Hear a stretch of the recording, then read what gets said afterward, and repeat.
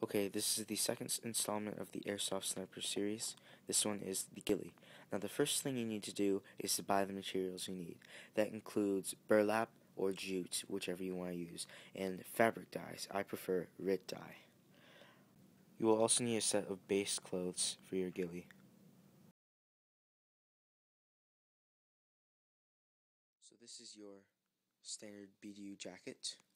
I do have a set of pants, but they're in the wash right now. And most people also use a boonie hat, something simple like this.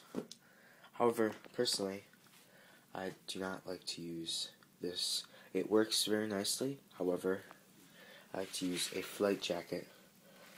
Now, this is how much they usually cost. This is actually on the expensive side for a flight jacket.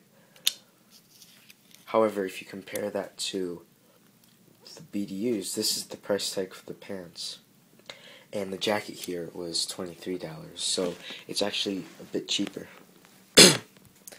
Not by much, but when you add in the boonie hat, it's cheaper. So I like to use this flight jacket. As you can see, this is a completed Ghillie. I also like to use just a standard hat, attach nothing to it, and tie on burlap. So the next thing you need to do is buy some kind of netting, so you can attach your burlap or jute to your Ghillie. So here's an example of the netting I use. I use 3/4 square bird netting. It works nice,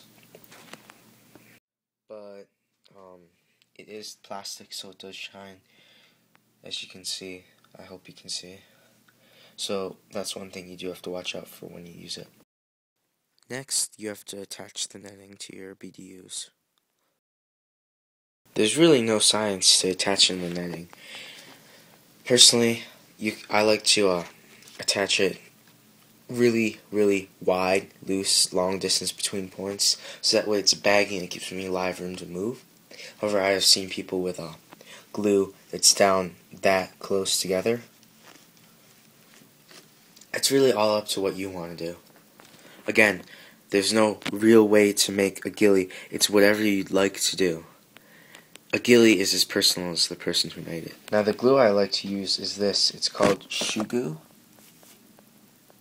I bought it at Walmart for $10. It's really strong because it's made for shoe repairing. It works really well.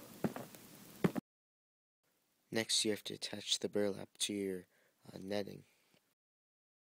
Okay, for attaching the burlap, again, there's really no real way to do this. This is all a loose process.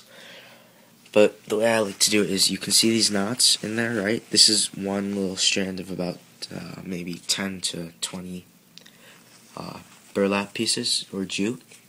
I just take it and I tie it off in the middle and clamp it down. As you can see upon closer inspection though, there isn't a whole lot of burlap on it.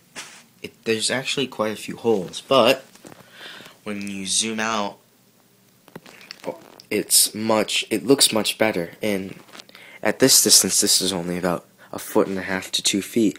It looks much better than it does if you get really close. And ideally, hopefully, your enemy won't be viewing you from 1.5 feet away. So at whatever 50, 100 feet, this looks much better than it does up close.